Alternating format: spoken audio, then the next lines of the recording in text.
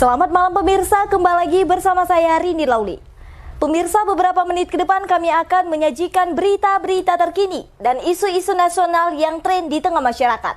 Masih dalam program 7 Inspirasi untuk Anak Negeri. Pemirsa, Presiden Joko Widodo menjajal mobil listrik Genesis dari Hyundai.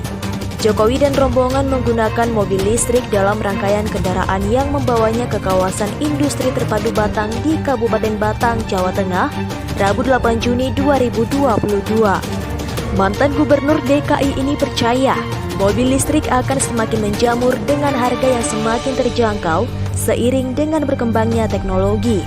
Terlebih jika pabrikan mobilnya dari hulu sampai ke hilir dibangun di Indonesia. Selain Presiden Jokowi dan Ibu Iriana, tampak menaiki mobil listrik juga yaitu Menteri Investasi Kepala BKPM Bahlil Lahadalia, Menteri Sekretaris Negara Pratikno, serta Direktur Utama PT Pembangunan Perumahan Persero Novel Arsyad, ketiganya berada dalam satu mobil. Di mobil listrik lainnya, tampak Menteri BUMN Erick Thohir duduk bersama dengan Menteri Lingkungan Hidup dan Kehutanan Siti Nurbaya Bakar. Adapun Gubernur Jawa Tengah Ganjar Pranowo menumpangi mobil listrik lainnya bersama dengan istrinya. Presiden Jokowi dalam keterangannya di kawasan proyek KCC Glass, seperti dikutip dari siaran persnya mengatakan bahwa mobil listrik tersebut tidak bersuara. Jokowi meyakini kendaraan listrik merupakan bagian dari upaya pemerintah yang ingin membangun sebuah ekosistem yang besar. Ia melanjutkan, ekosistem dari proyek kendaraan listrik itu bisa mencakup dari hulu sampai ke hilir. Terkait mobil listrik yang direncanakan sebagai kendaraan resmi para pemimpin negara G20 di konferensi tingkat tinggi G20, Presiden Jokowi pernah mengungkapkannya saat bertemu Ketua Majelis Nasional Republik Korea, Park Byo-seol, di Bali International Convention Center, Kabupaten Badung, Minggu 20 Maret 2022 lalu.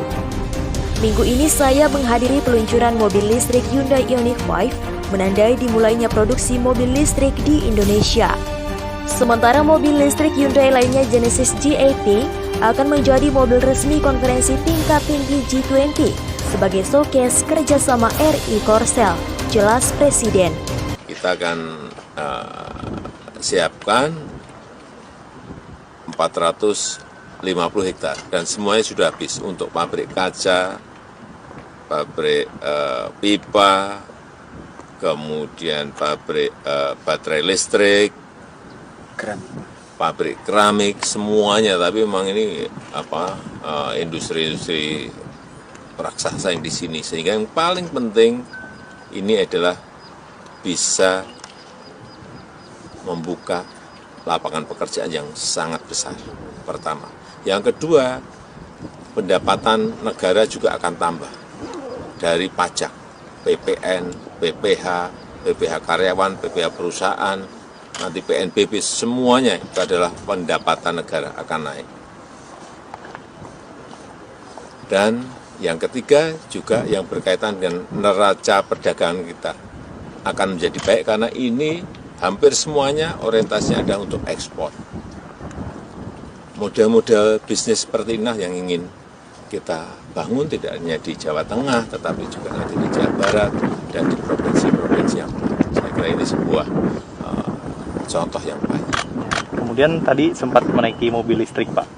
Boleh diceritakan ya, ini kita akan ingin membangun ekosistem besar, end-to-end, dari hulu sampai hilir, untuk mobil listrik mulai dari penambangan nikel, kemudian smelternya, refinery-nya, kemudian pembangunan industri katoda dan prekursornya, kemudian masuk ke lithium baterai, EV baterainya, baterai listriknya, kemudian mobilnya. Setelah mobilnya juga masih ada lagi tambahan, yaitu